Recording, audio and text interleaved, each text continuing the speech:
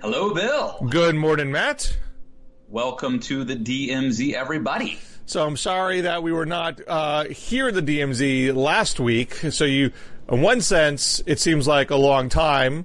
But in fact, Matt and I have had extended time together last week. We had a joint speaking gig in outside Dallas, Texas. Our first joint appearance in the wild, and then Matt orchestrated a fantastic session for his podcast, Matt Lewis in the News, Joe Trippi and yours truly talking about Iowa. So if you didn't catch that last week, it's still fresh, it's still relevant. Up until Monday night, it'll be something you want to listen to. So you want to hear Joe Trippi on Iowa because he knows Iowa. Indeed, and let me just do, since we're talking about the podcast, a couple quick plugs. I have a couple in the can. Tim Alberta talking about how the gun show became the Trump show, and Christopher Caldwell talking about his controversial new book. And I'm trying to get Steve Young on, the great Hall of Fame quarterback for the 49ers. And it's been so tough. We had a date at a time, and then he texted me. You know, I was dealing with his people. I just gave him my cell phone as a backup. So now we're going back and forth trying to get dates and times. Of course, he's California time. No, I'm East Coast. I thought you were still boycotting the NFL. Well, look, the Super Bowl's coming up, Bill. It's a huge, I'm boycotting, cultural... except for the Super Bowl. Well, you know, I also root for Tom Brady, but he's out. The Patriots are out. So, and then last thing I'll say about this is stay tuned.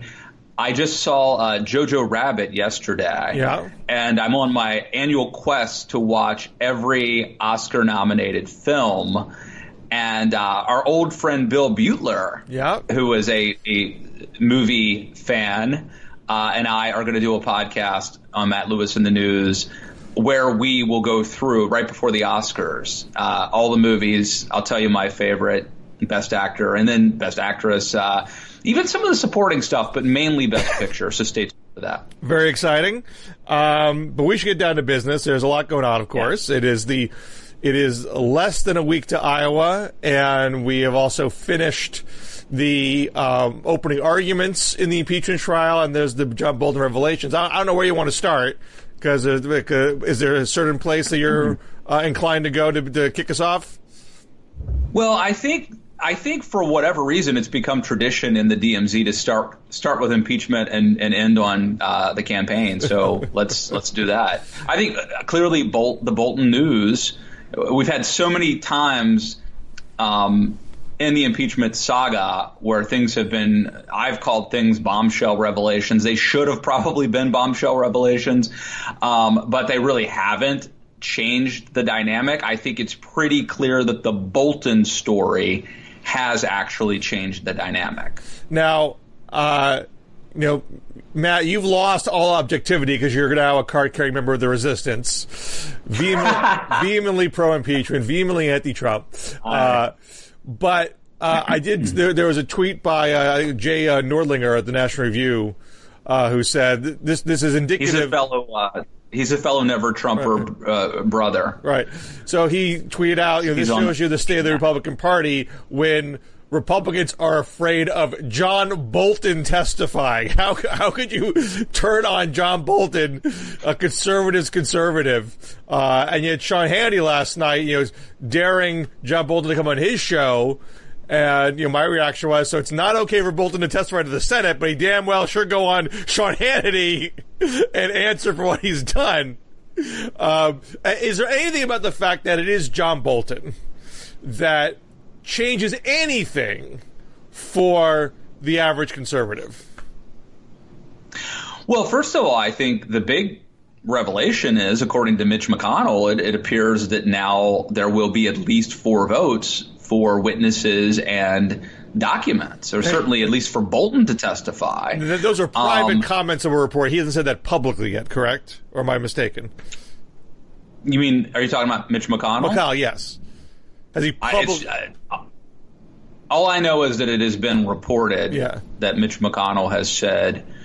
I don't think he held a press conference and said this, but just like he said to his caucus, but I don't think he's been formally declared. But it makes sense. I mean, it's not terribly surprising that this. I think Angus King said there might be as many as 10 Republicans. Mitt Romney said that he thinks that this development will mean that Bolton will testify. And then you have people like Lindsey Graham and I think maybe Tillis or some others who are saying like, well, let's just subpoena the manuscript of the book. And instead of Bolton testifying himself, we'll privately distribute copies to senators or something like that. So clearly something is in the works here. Do you think if John Bolton, I mean, I got to say, this whole time, my attitude has been, I have no idea what John Bolton's actually going to say. I'm not sure he's on the level. He clearly wants to be viable in Republican political circles, so he must be aware that turning on Trump is not good for his PAC or any maybe electoral prospects he might have for himself. There's some talk he might run for president at some point. So, but if it's in a book, I assume if he wrote it down in a book, that he means it, and he's not going to turn on what he's already, put to paper himself. If John Bolton, of all people, is saying Donald Trump directly connected aid to Ukraine and investigating the Bidens, does that move the needle amongst Republicans in any way? Well, look, it's an interesting question because obviously John Bolton has a decades-long history of being a loyal Republican and a conservative Republican. And he's also, his brand, Fox News might turn on him now, but he was a fixture at Fox News for a long time. And there's The Daily Show just put out this kind of montage clip of people saying great things, including Lou Dobbs and Sean Hannity saying great things about John Bolton. So it's so he does have a brand. I would say, look, I was maybe the only person back in, say, October who said there is a chance Republicans will vote to remove Trump. I didn't say there was a good chance, and I still don't think. I don't know what the odds are, but I was the only person I think who said like there is a scenario where this spirals out of control, and it's within the realm of possibility you could get 20 Republicans. Well, again, I still think that's a long shot, but this is how it starts. This is if my scenario were to play out, this is how it begins. Okay, now I would say, at the very least, what this does is it removes any sort of appearance or hope that Republicans would have of getting of exonerating Trump and not looking like a hack, not looking dishonest. Any sort of fig leaf that they were hoping to retain, that's out the window. So, like, at the very least, it will be clear that Republicans are choosing to ignore obvious evidence and just basically vote as a tribe. Is it possible that, for Bolton's interest is not helping Joe Biden. Bolton's interest, I presume, is having a foreign policy that is adversarial to Russia. He does not like Donald Trump being in Putin's pocket, on top of, I'm sure, sidling up to Kim Jong-un, et cetera. I wouldn't dismiss the possibility of personal grievance here. This may have begun as a dispute over foreign policy, and then Donald Trump fired John Bolton, and we don't know to what degree he was humiliated or mocked when that happened. I'm sure there's an element there, but Bolton's whole career. This may be the dominant element. Bolton's whole career has been to be a hawk's hawk, to set the pole at what a truly militaristic and national interest focused foreign policy would be. dismissive of the United Nations, dismissal of international constraints on American behavior, but not in a quasi-isolationist way, the way Donald Trump looks at international rules and order. So I have to think Bolton's disgust with the quote-unquote drug deal was showing how far Trump would go to side with Russia over Ukraine in their dispute, on top of bringing in Trump's own political self-interest into the mix. So I would think there's a potential for Bolton to call out, hey, Republicans, conservatives, this guy is doing all this to be soft on Russia, and I, as the Uberhawk, can't stand for that. And that's why I'm speaking out here. I don't care about Joe Biden. I mean, obviously wouldn't put in these sort of political terms in the well of the Senate, but I would think that'd be sort of the subtext. Who cares about Joe Biden? Republican conservative foreign policy is off the rails. And you know John Bolton, you know where my principles are, and this is why I can't side with Donald Trump here. Does that make anybody on the conservative side wake up and say, oh, right, we're supposed to not like Russia, we're supposed to not like Putin, this is not okay? I don't think so. So I think right now what you're seeing is the sort of the moderate. I use a word that means nothing, but I'll call them the moderate Republicans, right? Like the Susan Collins, the Mitt Romneys.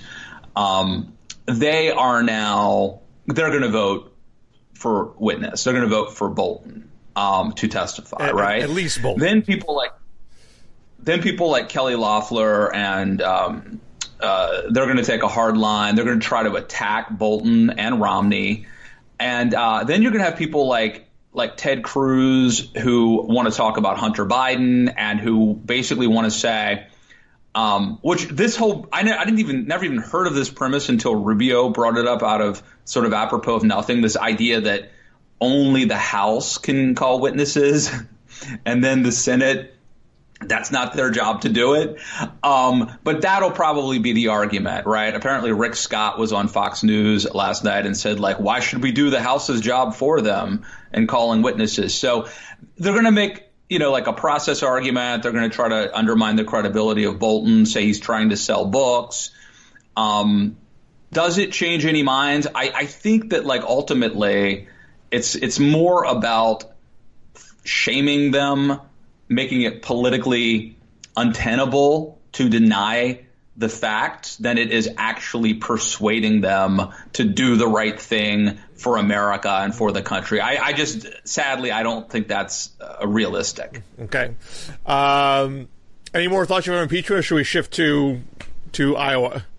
Let's go to Iowa. Well, and I think the segue here is you have Joni Ernst saying, I wonder what all this is going to do to Joe Biden in Iowa Monday.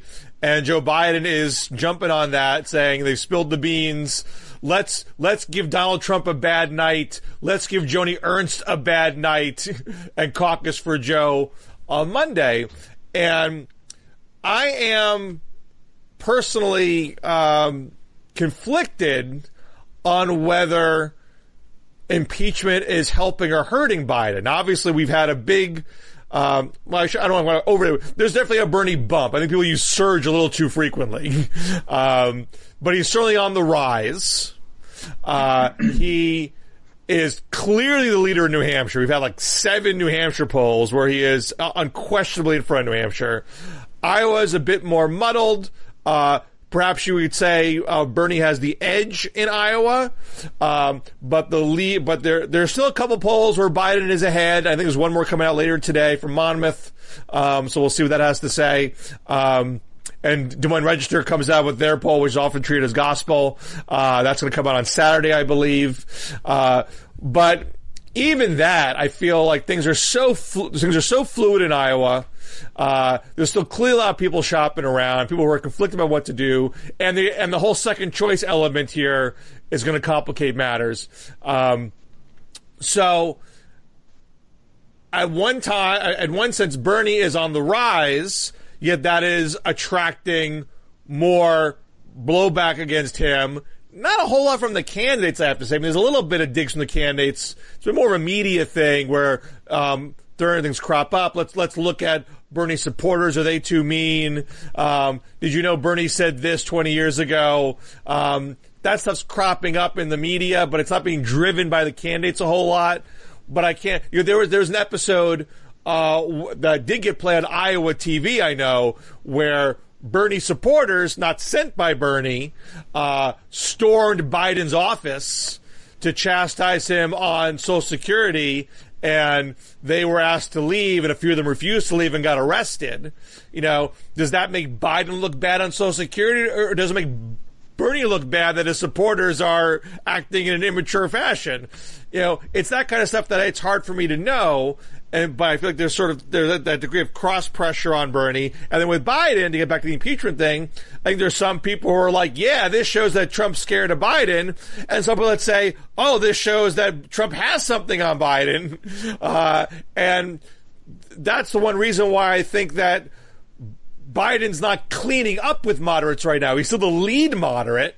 But to take polling as it stands today, Bernie is doing a better job consolidating the left than Biden is at consolidating the middle. But that could change on caucus night, certainly, especially because the second choice votes will come into play. So that makes it hard for me to kind of game out how exactly it's going to come together. It still seems to me like it's a fairly rough, even split between the left flank and the middle flank in the party. So even if Bernie does win, it doesn't say to me, I mean, again, we'll see what the margin is, but it suggests that he may win Iowa with a plurality, even though there's still a pretty healthy moderate contingent that just hasn't decided to consolidate around Biden or anybody else, and they might eventually consolidate when you get to the later states. I mean, I guess one of my fears, as you know, Bill, and a lot of people's concern, going back a year ago even, was that all the energy is on the left, and that Biden had lost a step, and that the energy and excitement is on the left. And it seems like that we kind of got past that, and we had a sense that Biden just managed to keeping on. He maintained his status as the front runner, albeit a tenuous status. And now I'm kind of back to where I was. I'm a little bit worried now that what happened to Republicans in 2016 with Donald Trump is about to happen to Democrats. That the establishment is out, and that the energy is with the contrarian outsider, in this case, leftist. And I do not. Look, I think if Bernie wins Iowa, he goes on to win New Hampshire, and then it gets interesting. Obviously, he's going to run into a problem with African Americans, and that's where Biden could come back. But it gets dicey, and I sincerely worry about a scenario where, what do I do if it's Donald Trump against Bernie Sanders? I mean, and never mind me, but what do a lot of people, Matt Lewis's, do? Well, that's why I think, there's definitely a sense in the Bernie camp that if he wins Iowa and New Hampshire, anyone who's won them both historically goes on to the nomination, usually fairly easily. But I do suspect a faction of people are going to say, holy hell, is it really Bernie versus Trump? Is that the choice here? And that's when Bloomberg, did you see there was some poll that Bloomberg is in second place in Florida now? I didn't catch that, but it would totally shock me. Although, was Biden still first? Yeah. Yeah. Bernie's... I think Mark Caputo tweeted it, I think. Bloomberg is definitely goosing his numbers with a massive ad buy in these Super Tuesday states where the other candidates aren't competing that hard, although some of them have tried to lay some groundwork there so they can perform once we get there. And we don't know if Bloomberg's numbers can actually be translated to actual votes because it's all air war, not a whole lot of ground war. This is part of the problem for Biden, though, right? It's like let's say he loses the first couple of states under the premise that Bernie can't win African American votes. But what if by the time you get to the states that Biden is supposed to win, they have decided, let's go with Amy Klobuchar, let's go with Bloomberg, right? I mean, so Biden, I mean, you know, this is dynamic. This is fluid. Well, we don't know how it's going to. I think Biden does not necessarily have to win Iowa, but if he had a bad Iowa, if he was fourth in Iowa, that may cause some voters down the line to say, "Hey, you're a spent force. I may like you. I may have been leaning towards you, but now I have to think strategically. If I don't want Bernie, do I have to go somewhere else to stop Bernie?" And if Buttigieg and Klobuchar don't seem there are strong alternatives, that's the Bloomberg scenario on Super Tuesday. But I guess I think so many things have to fall the right way for that to happen. I'm not really confident that's what's going to transpire. No, it's unlikely, but there's a possibility that it becomes Bloomberg is the only way to stop Bernie Sanders, right? I mean, that's possible. What seems a relatively more likely scenario is, it's Biden has yet to bottom out. He still polls competitively in most Iowa polling, and he presumably will be above threshold in a good deal of the state.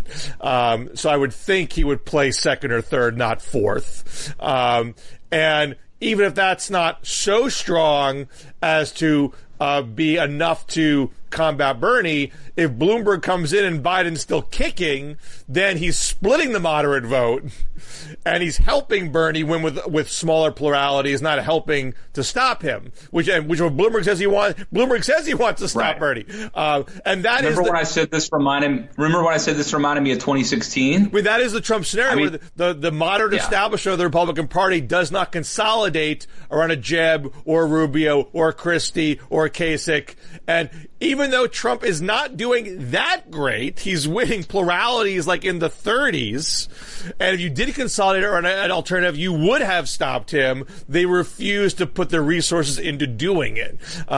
So that is the operative question. Now, the one big difference between 2020 and 2016, I think, it's not definitely the case.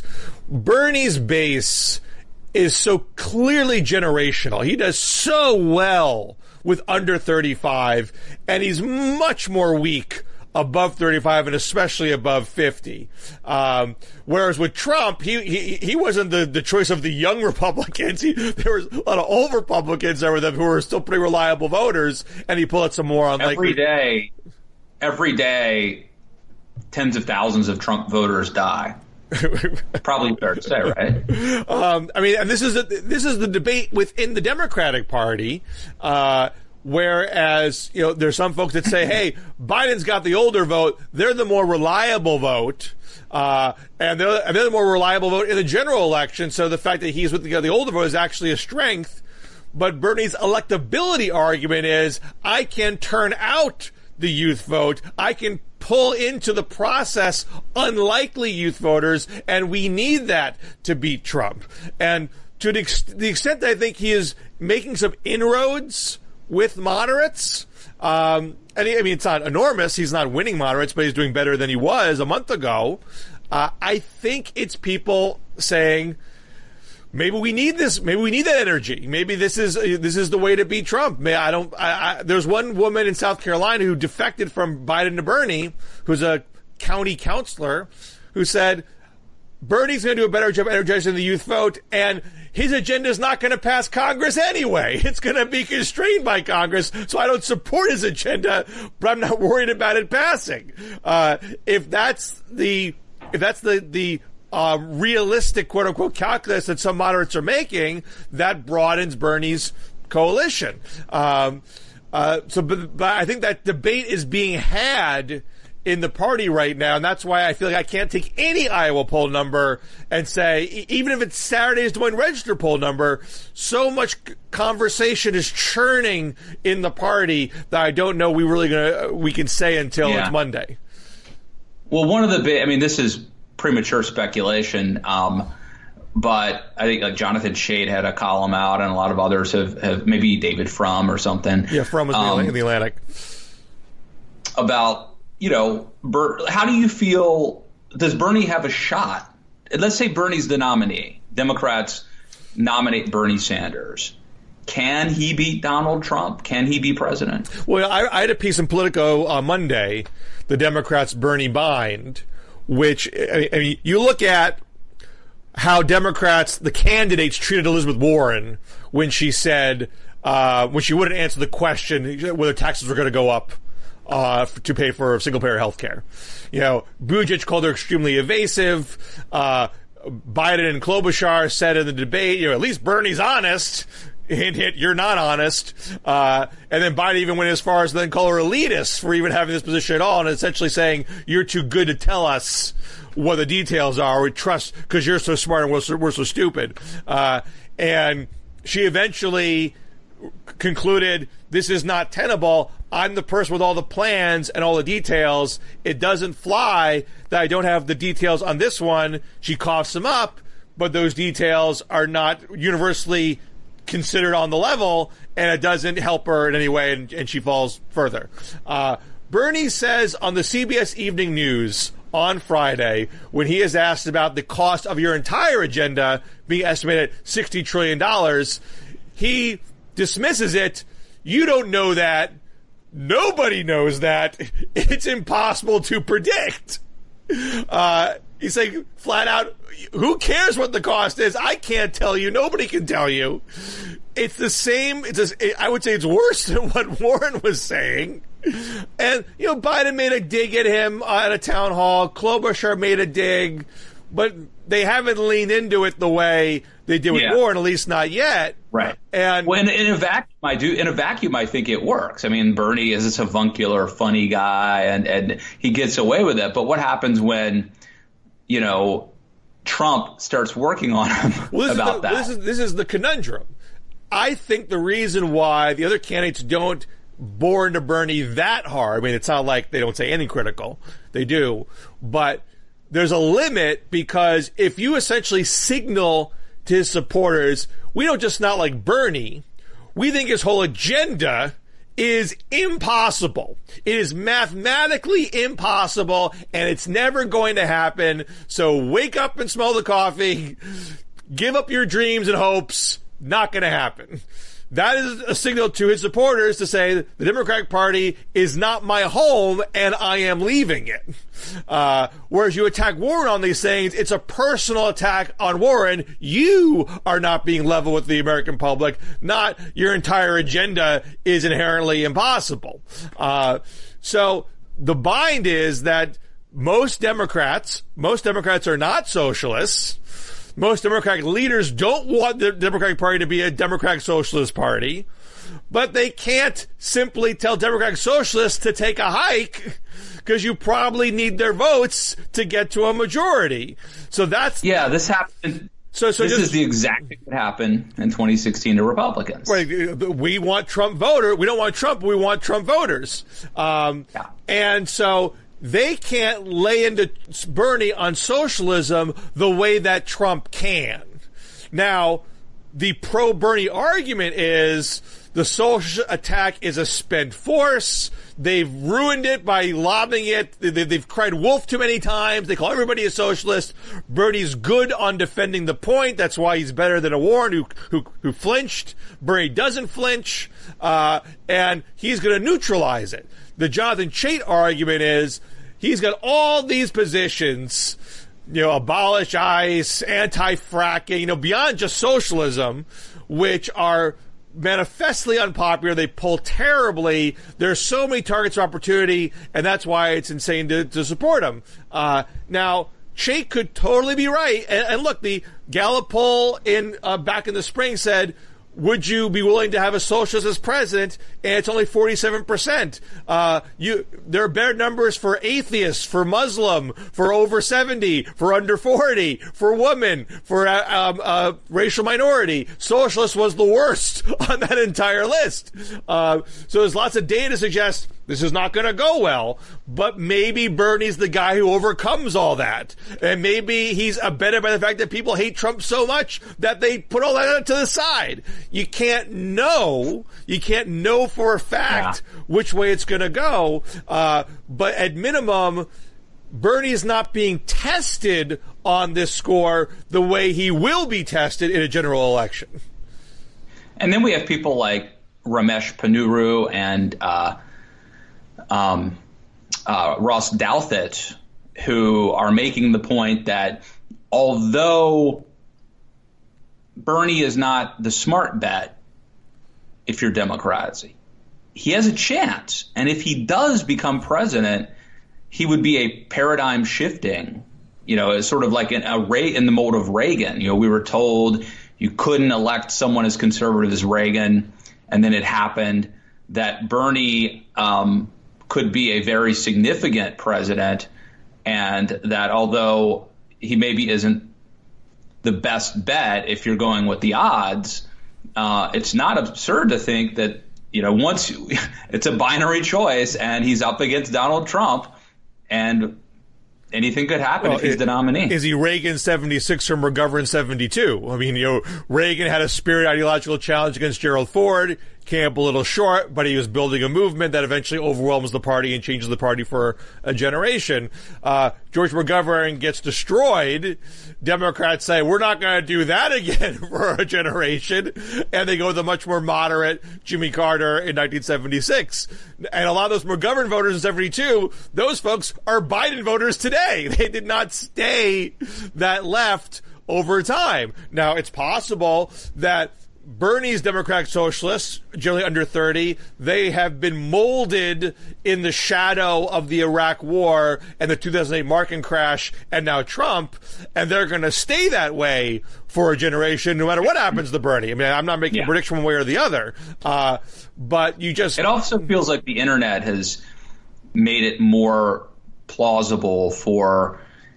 the internet, and then I would say just the international global trends of the rise of populism on the left and the right are trending his direction. Don't you think? Well, I mean, the party is more left than it was. That's both Obama and Bernie. It starts with Obama in 2008 to be less politically calculating, less leaning to the right when you campaign. And Bernie's trying to supercharge that by essentially saying that the Obama presidency was neoliberal, though we never would besmirch Obama by name in that way. But there's this other element to Bernie, which the From piece you referenced talks about, which is Bernie embracing Joe Rogan's quasi-endorsement. Rogan said in his podcast he's probably going to vote for Bernie. Bernie's team elevates that in a tweet, takes the video. Some folks on the left who are more focused on social issues, identity politics, intersectionality, they were livid that Rogan, who has said transphobic things and some misogynistic things, that Bernie would be embracing this, where some dire Bernie folks are saying, hey, we need these voters. As much as Biden says, I need moderate, suburban, right-leaning swing voters for my coalition, the Bernie folks say, hey, we need these young male, socialists in their economics or populists in their economics, if they're not so hot on the multicultural issues, but we'll get them under the tent and we'll bring them along eventually. So From and Douthat before him, Douthat has sort of held up Bernie as sort of the left's hope to unite America, precisely because he's going to kick political correctness to the curb, kick identity politics to the curb, and will unite around economic populism. And From, who I think is not as excited about Bernie, did sort of note he's left but not woke, and that's his selling point. I'm not terribly convinced that Bernie ends the youthful interest in intersectionality and multiculturalism. It's still a pretty strong strain amongst younger Democrats. It may be that he could win the nomination and even win the presidency with that kind of strategy, but he's then building a very fragile coalition that will be hard to maintain because those issues will continue to elevate over time. Just like Obama couldn't hold his coalition. He got some folks in with a implicit promise that being post-racial, and as he got less post-racial over time on issues on guns and immigration, those folks that gave him a huge victory in 2008 were gradually lost in 2012 and then completely lost in 2016. So I think the hopes of Duthat here that sort of Bernie is the end of woke politics, I don't think it could be enough to win the presidency. Don't think it would sustain over time. All right. Have we given the people enough? Always leave them wanting more. That's true. We can leave it there. I think. I mean, we certainly don't know more than that. I mean, we could go on and on about what happens after Iowa, but why don't we save it for after Iowa? All right.